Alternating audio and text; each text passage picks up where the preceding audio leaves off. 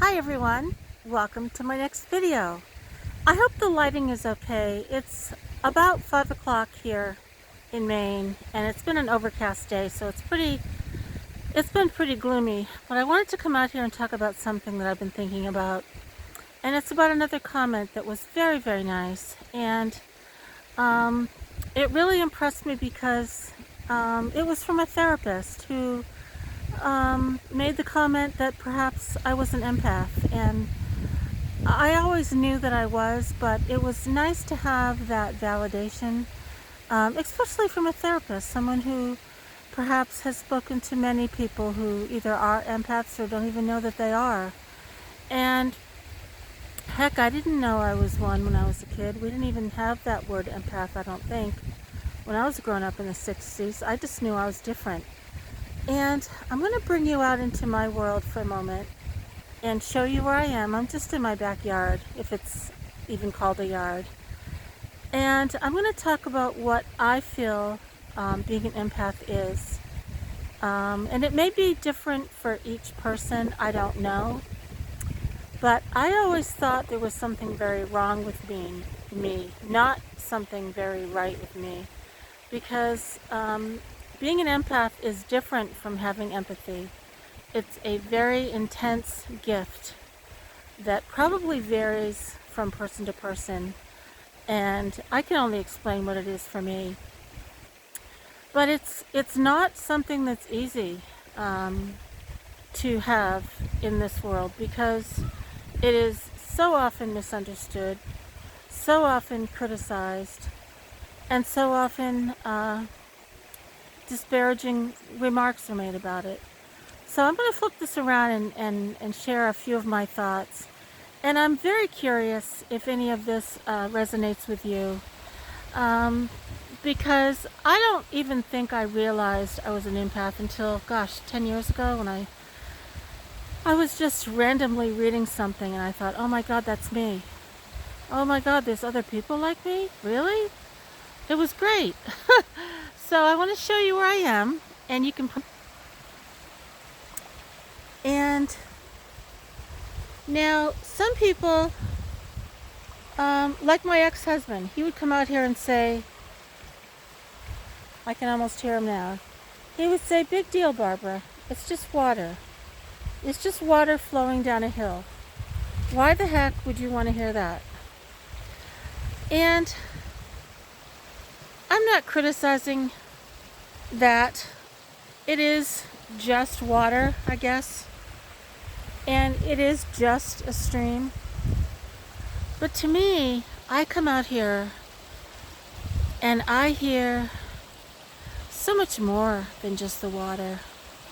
And this may not make sense to many of you, or it may make sense to many of you. But I hear something very relaxing, something very soothing, and something so very natural for me, that nature's giving me a gift. That nature's, it's almost like a song, it's almost like music, because nature has its own melodies, and sometimes it's mixed with birds or seagulls or the wind or silence. But to me, there's music in nature. And I believe, because I'm very sensitive to this, it makes my world richer and deeper and more meaningful.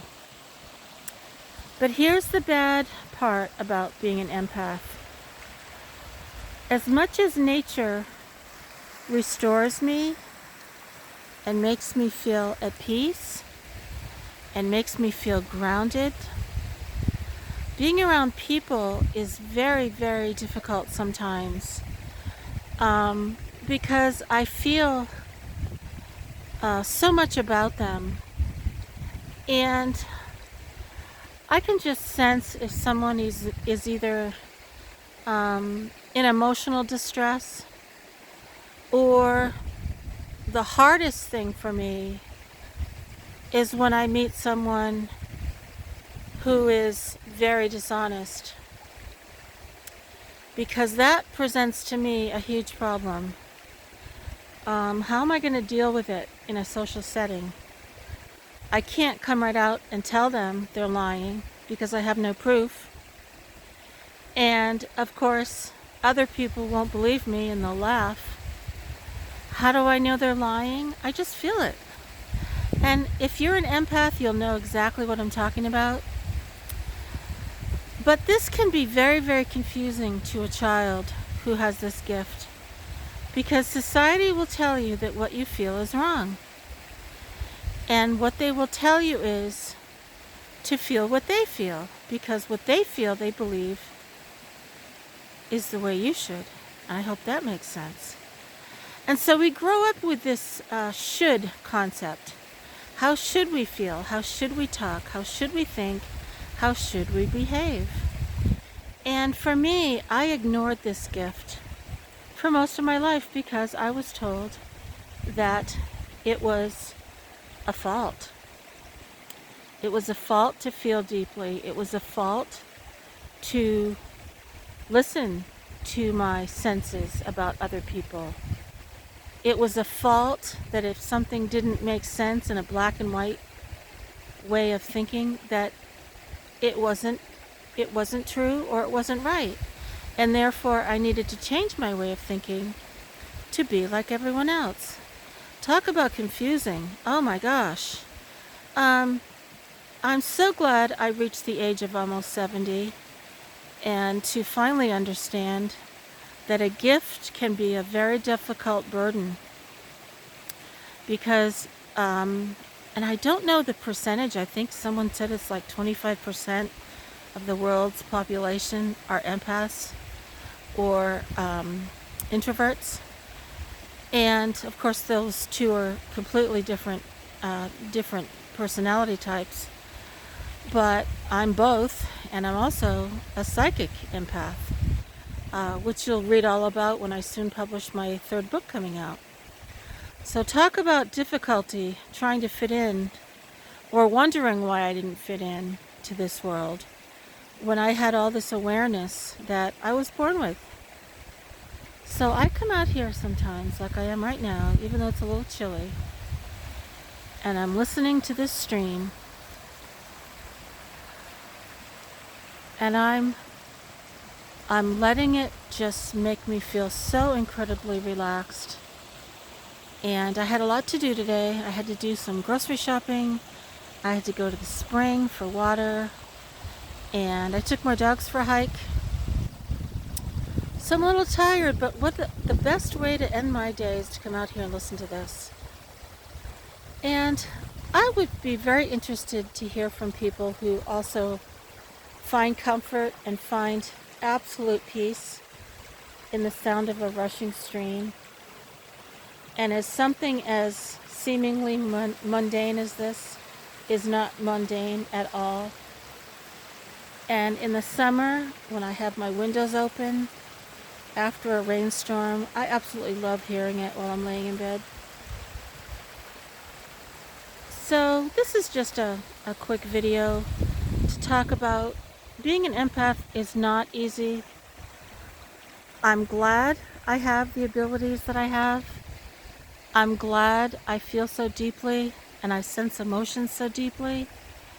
Yet the challenge is trying to find others like me.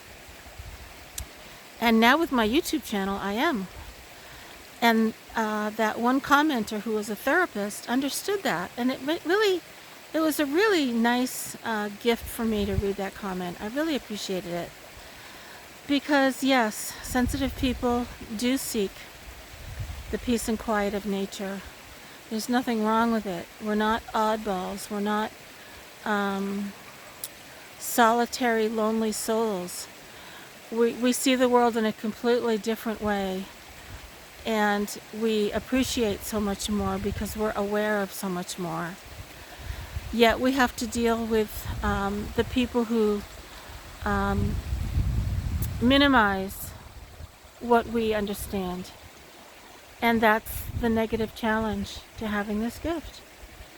So thank you so much, everyone. And there is something really cute happening over in this little cove, and I'm going to try to video it. There's a group of ducks who are just floating by in the current. And talk about being entertained. This is very, very cute. So I'm going to walk over here and show you. And the tide's going out, so they're probably waiting for the tide so that they can find their dinner. And I don't know what kind of ducks they are, but I just love this. You never know who's going to float by when you're out here. And so, isn't this amazing? They're just having the best time floating by. And I could sit here for hours if it wasn't so cold out here. Hear the sound of the water and watch the ducks. There you go. Who needs a TV? Who needs a stereo system? This is my music right here.